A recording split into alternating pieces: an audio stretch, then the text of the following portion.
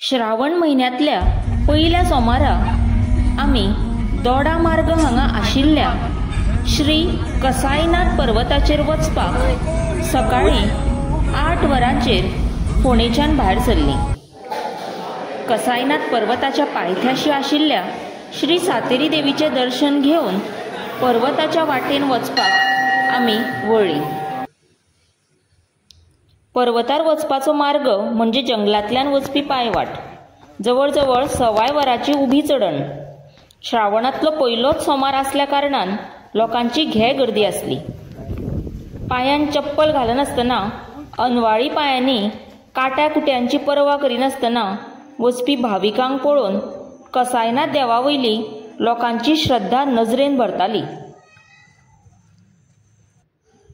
म्हज्या सारकिल्ल्या सैम मोगी खातीर हो मार्ग म्हणजे एक पर्वणीच।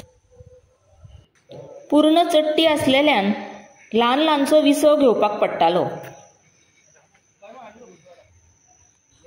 पर्वताच्या मध्यार देवाचे शिवलिंग आसा।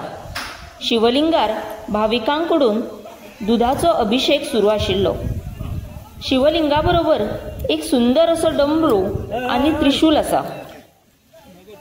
हांगा एक नमूद करचें दिसता की तुमकां दूध बेलपत्र जर सपोज विकतें घेवपाक जाय जाल्यार तें तुमकां फक्त सातेरी देवळा कडेनूच मेळटा।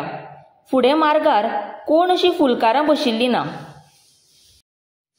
पर्वता भोंवतणचो वाठार सुद्दां एकदम नयनरम्य, खूपच सुंदर।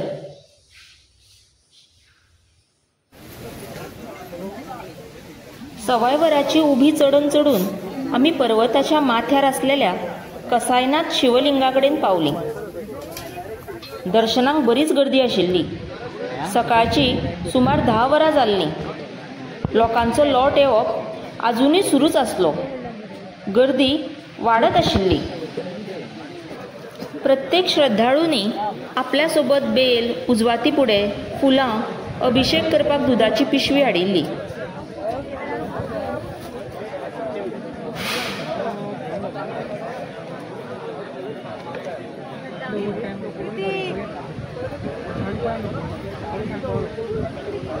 देवाक घाटी ओपून लोक आपलो नवस फेडटाले।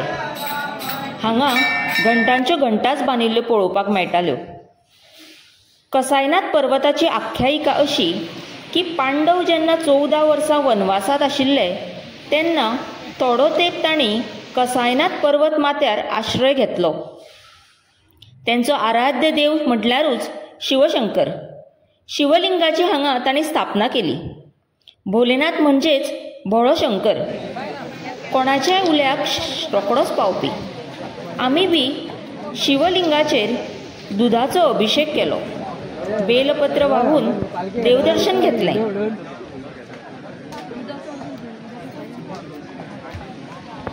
तुमी जर एक सैम मोगी आसत आनी शिवशंभूचेर जर तुमची दृढ श्रद्धा आसत जाल्यार ह्या स्थळाक तुमी मुजरत भेट दिवची।